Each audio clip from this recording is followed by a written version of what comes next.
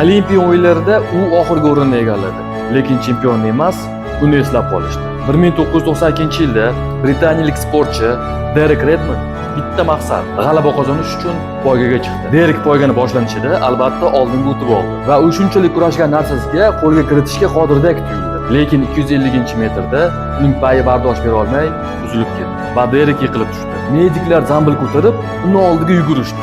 Lekin u tishlarini g'ijillatib bir oyog'ida turdi-da, imo-sho bilan hammani haydab yubordi. Redmond finishga qarab oqsoqlab borardi. Shu payt stadiondagi olomon shunchalik qotib qoldi va jarohatlangan odamning oldinga yurishini tomosha qildi. Bu orada qo'riqchilar orasidan bir kishi o'tib keldi. Bu uning otasi edi. U unga yelkasini tutib, marraga birga yetib borish uchun yugurib keldi. Ular qadam-qadam mutlaqo jim holatda ketishardi va marraga bir necha metr qolgandagina otasi o'g'li yugurishni o'zi yakunlash uchun qo'lini qo'yib yubordi. Bir lahzada Derek Redmond qat'iyat va bukilmas ruh timsoliga aylandi va aynan shuning uchun Nike, Mastercard va Visa brendlari unga qo'ng'iroq qilib shartnoma taklif qilishdi. Medallar va rekordlar uchun emas, balki qahramonlar har doim ham birinchi bo'lib kelmasligini ko'rsatgan xatti-harakati uchun. Qahramonlar bu butun dunyo yotaver deganda o'rnidan turadiganlardir. Bordi kuch-quvvatdan qolganingizni his qilsangiz,